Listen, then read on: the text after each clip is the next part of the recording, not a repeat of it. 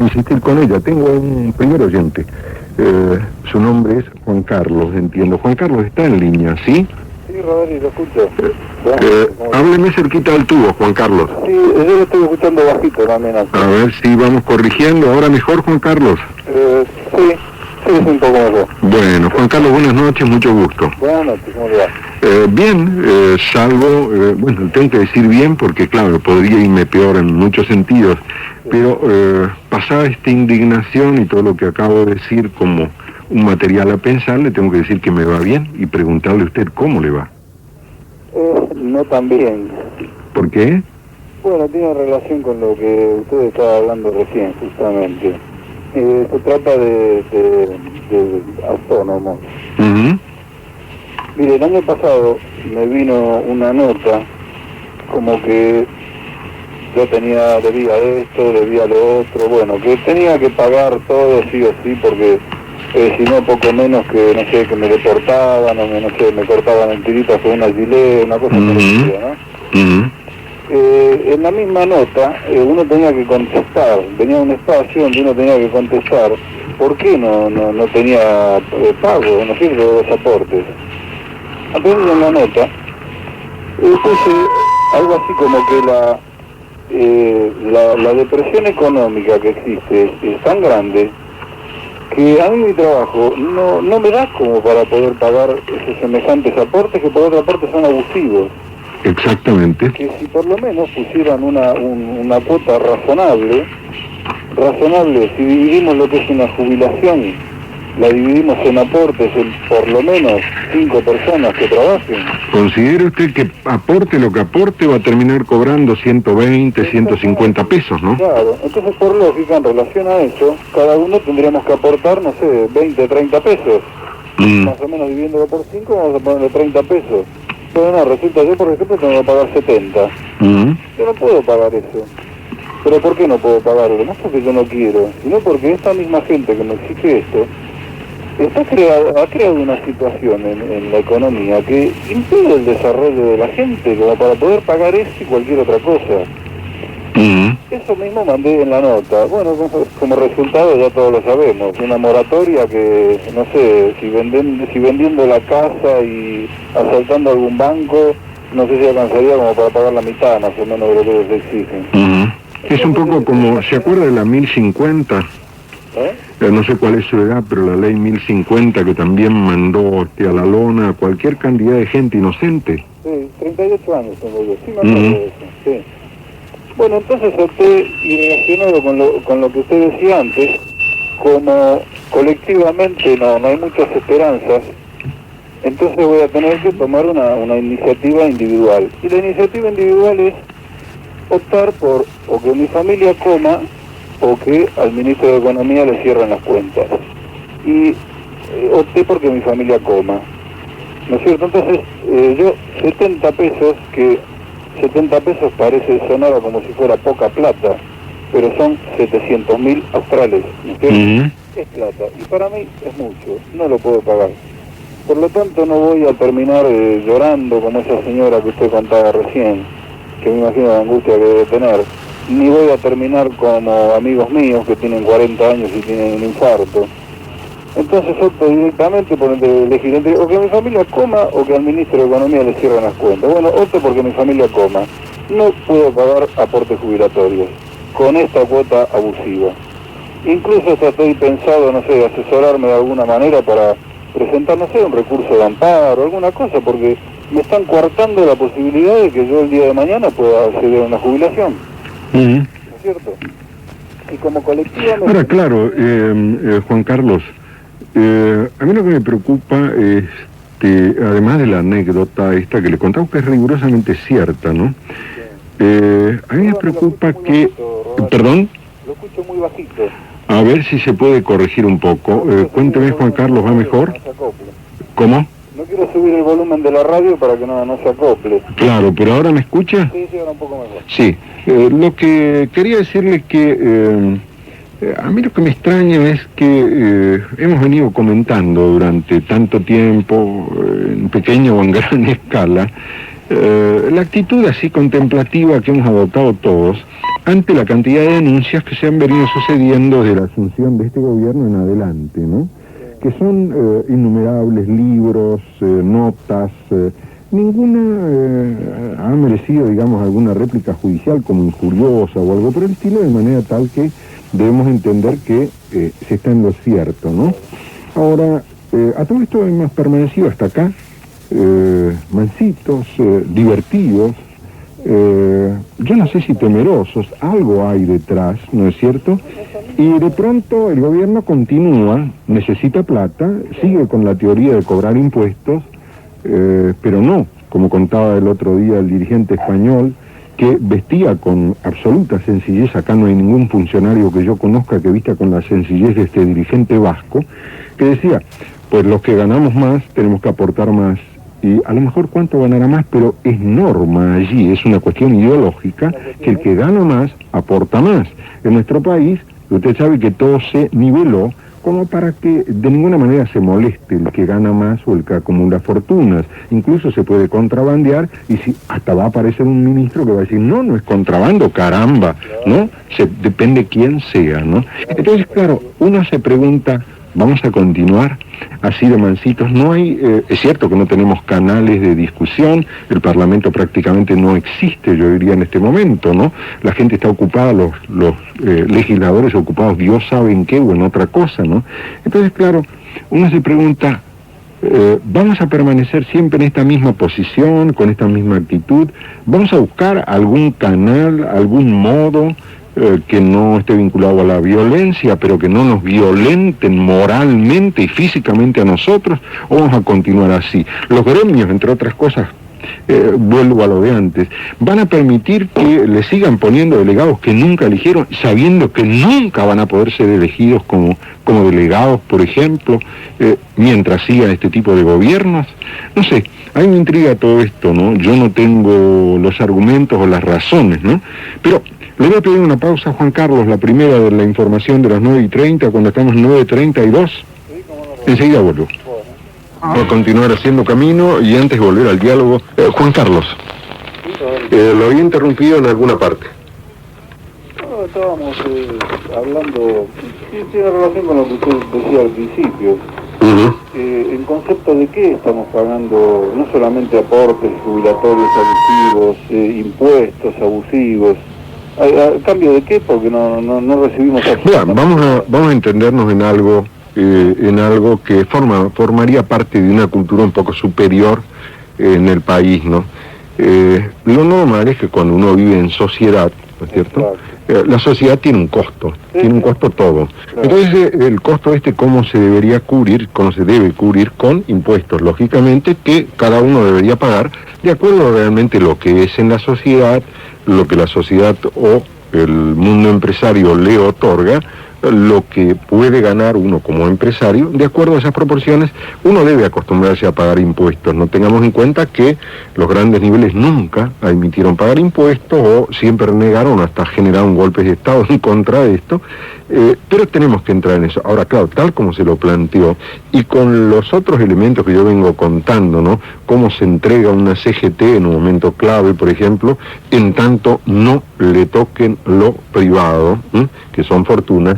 Entonces ya, ¿no es cierto? Uno dice, no, pará, esto no es la sociedad de la que estamos hablando, corregirla, culturizarla en el sentido societario, no. Yo soy un sonso, soy un impotente ante todo esto.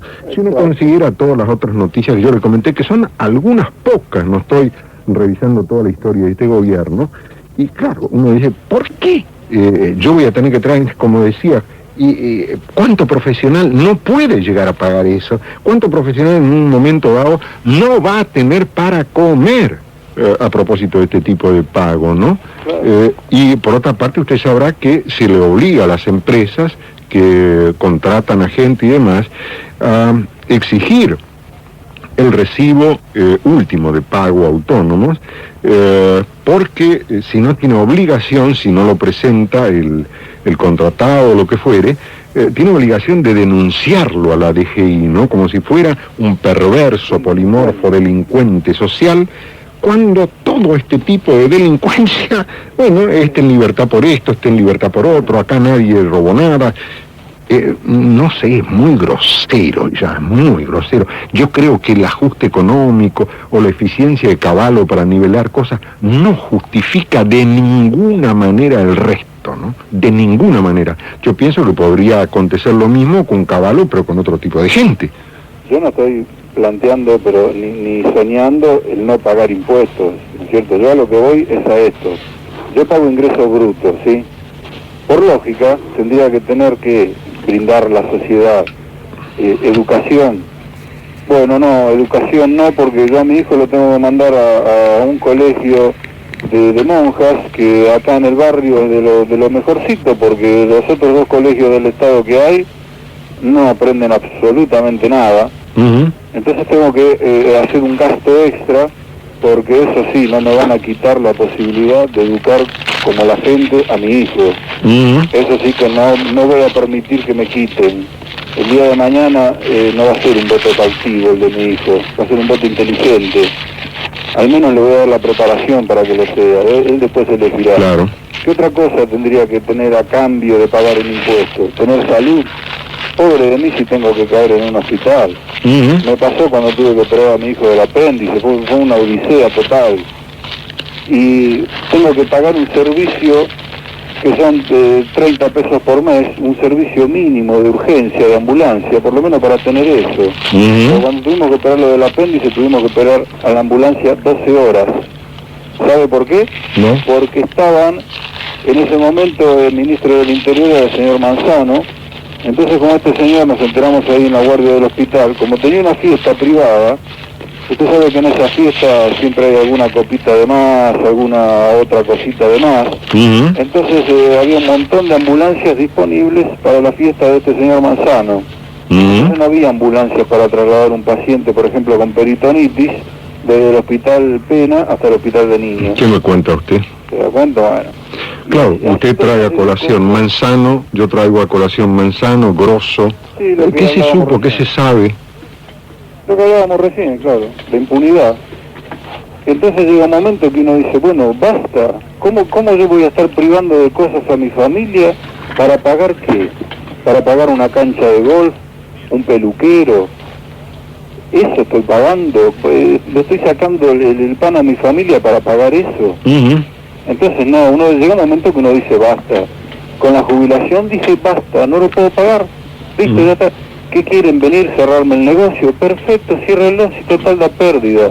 Trabajo en forma clandestina y listo. De paso me ahorro los ingresos brutos también. Se da cuenta de lo que tenemos que estar hablando, ¿no? Pero es una locura rodar y esto. Yo no puedo entender que la gente vote. Yo tengo mis dudas de que la gente vote esto. Para mí acá, no sé, pero algo extraño pasa en el centro de cómputos. Yo no puedo entender que un país puede ser insensible, inculto, puede tener todos los defectos que uno quiera, pero esto ya es demasiado. Nadie puede ser tan necio y tan ciego, nadie puede votar por la cuota de una videocasetera.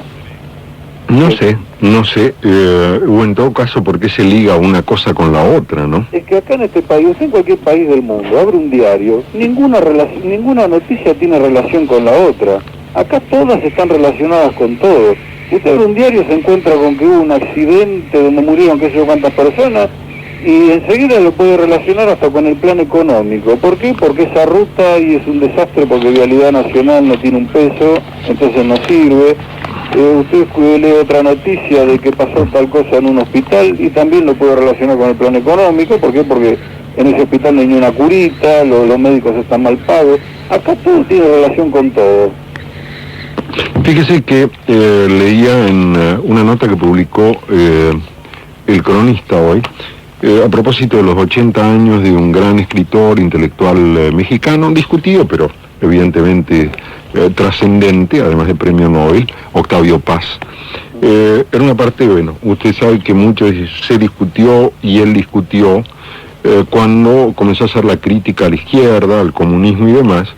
Entonces dice en una de las partes, dijo, Paz lamentó, perdóneme que le lea esto, pero va a ver cómo tiene que ver con lo que estamos hablando, ¿no? Paz lamentó, Octavio Paz, lamentó que sus opiniones molesten, especialmente los grupos de izquierda. Textualmente dice que si no es capaz de digerir las críticas, no acabará nunca de purificarse y lavar sus viejos pecados autoritarios. Pero, sigue diciendo, pidió que la crítica que hemos hecho a las sociedades totalitarias debemos hacerlas también a las sociedades democráticas, y dijo que las sociedades democráticas capitalistas han degradado la idea de persona cuando piensan que el centro de la sociedad es el mercado. Y agrega algo más: tenemos que defender los fundamentos de las sociedades democráticas, pero tenemos también que luchar por desenmascarar a las sociedades capitalistas que han hecho como eje de la sociedad el producir y el consumir, y como Dios único al dinero. Porque en realidad nadie ha dicho que la vida tiene que convertirse en una despiadada competencia, sino que es otra cosa muy distinta, este fenómeno por el cual de pronto, a través de las mutaciones y de millones de años, hemos aparecido como seres humanos. No hemos aparecido para cumplir el capricho de algún enfermo mental que realmente usa a los otros seres humanos, ¿no es cierto? Para su propio, no sé, beneficio, placer morboso o algo por el estilo, ¿no? Eso lo estamos viviendo acá. Acá tenemos una especie de sultán del tercer mundo, donde cada vez que este hombre sale al exterior, yo le digo la verdad, siento vergüenza porque llega a otro país, un presidente de un país pobre, pero llega con toda la pompa, como si viniera, no sé, del país petrolero más rico del mundo. A mí me causa vergüenza.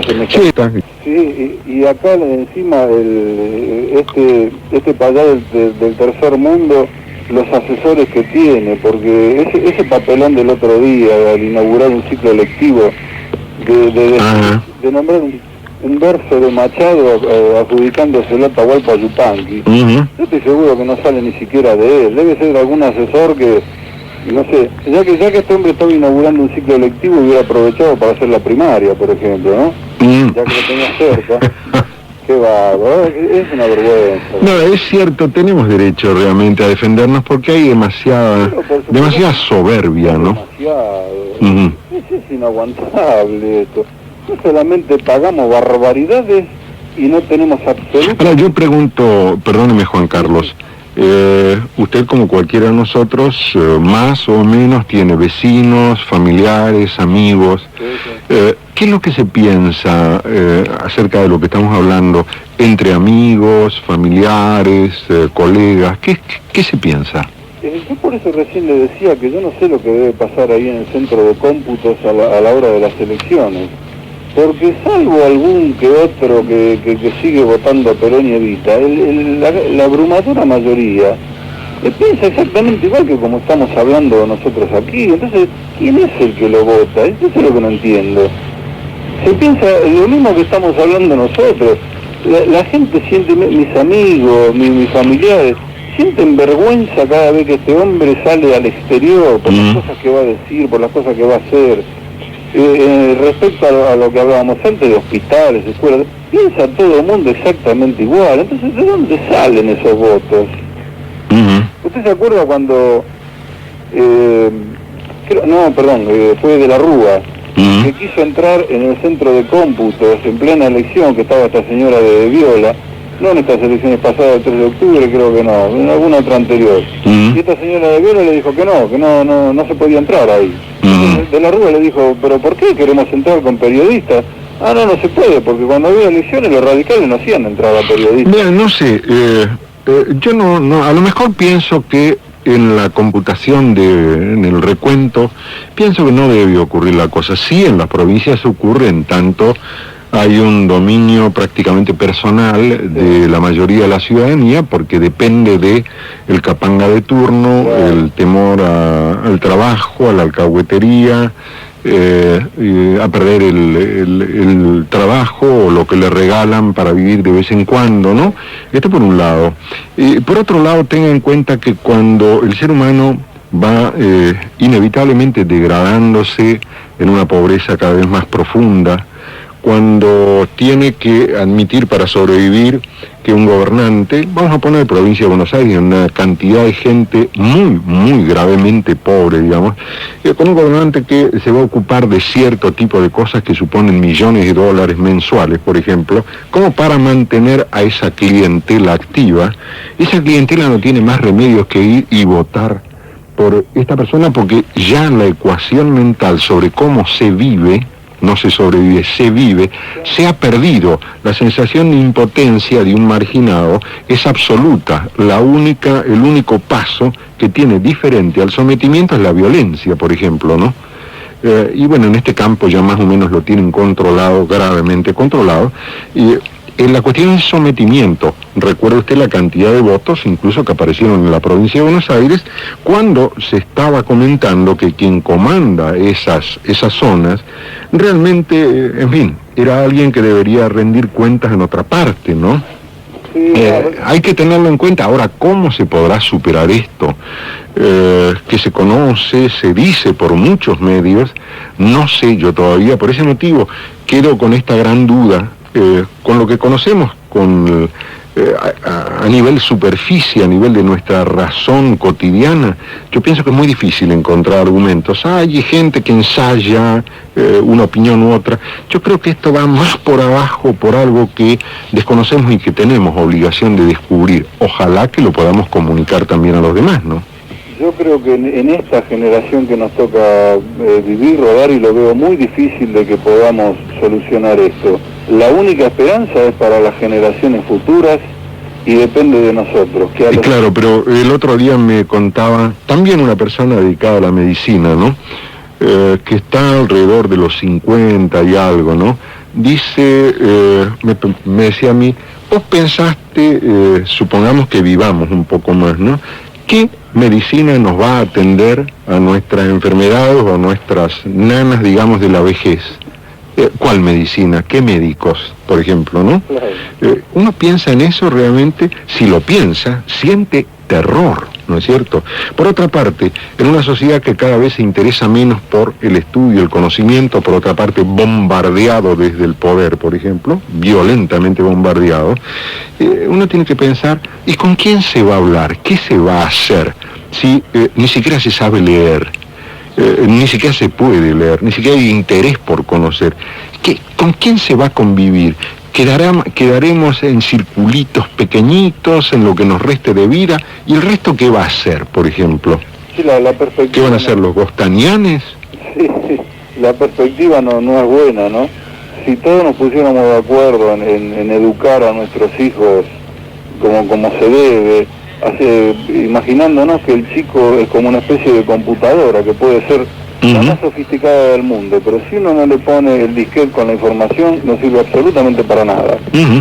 Pensando así y metiéndole información todos los días en la cabecita de nuestros hijos, metiéndole educación, datos, para que ellos después más adelante los computen y elijan. La única esperanza me parece que es por ese lado, para que el día de mañana se vote con inteligencia y no se vote por la capita de asfalto que en la provincia, en vez de ser de 10 centímetros, es de 5 y asfaltan 2 cuadras en vez de 1.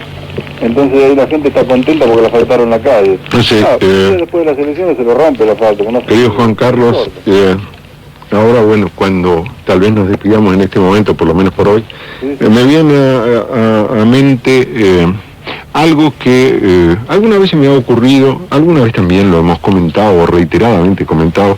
De pronto apareció en un libro de un jurista, un famoso penalista argentino, el doctor Neumann o Neumann, como querramos llamarle, que contaba el caso de un santiagueño al que defendió, sacó de una condena gravísima por un asesinato, porque era una persona noble, ofendida hasta lo más profundo de su alma, en su familia, en su persona, reaccionó acuchillando a un patrón, un carnicero que tenía. Cuando el doctor Neumann le preguntó, bueno, ¿y ahora qué va a hacer en libertad, no es cierto? Dice, voy a volver a Santiago. ¿Y qué va a hacer allá?, le preguntó el doctor Neumann. Voy a buscar otro patroncito, dice, porque allá es distinto, a uno le piden una hija para cuidar a los nietitos, algo por el estilo, pero lo tratan de otro modo, ¿no? Esta idea de patroncito Yo pienso que es mucho más profunda y extendida como mancha de aceite de lo que suponemos, porque yo diría que la mayoría de la gente que trabaja en Argentina, descartando al obrero calificado, tiene la idea de que hay gente que tiene un poder casi divino, como se pensaba antes, y se decía que el poder de los reyes y demás venía de Dios, ¿se acuerda? Y en nuestro país, en cierto modo, hay una especie de fantasía de algunos que tienen algún poder que viene del más allá, y es cuestión de buscar a alguien que a uno lo cobije, que sea una especie de padre potente o poderoso, que en última instancia no es más que un delincuente impune, ¿no es cierto?, histórico e impune, pero la población todavía sigue pensando en esa especie de padre, ¿no es cierto?, que es el padre Capanga. Pero esa es una clase de voto. ¿Perdón? Ese está el otro. Ese es el general en la provincia, bueno, eso lo sabemos de siempre. Eso se arregla únicamente con educación, no hay otra. Pero tendríamos que tener de nuevo un Sarmiento para solucionar eso. Bueno, ahora sabemos, vuelvo a reiterar, hasta el gobernador de San Luis también va a ser convencional, mi querido Juan Carlos, de manera tal que la cultura y las buenas costumbres están garantizadas en la nueva Constitución. Juan Carlos, estamos a las 10 de la noche, con un gran respeto le dejo mis saludos y ojalá que resolvamos este problema de impotencia, de temor y a ver si nuestra decencia nos sirve para seguir viviendo, ¿sí? Ojalá, Rodario, ojalá sí sea. Un abrazo grande. Gracias igualmente, Rodario, buenas noches. Hasta siempre. Estamos a las 10 de la noche, señoras, señores, tenemos noticias por Del Plata.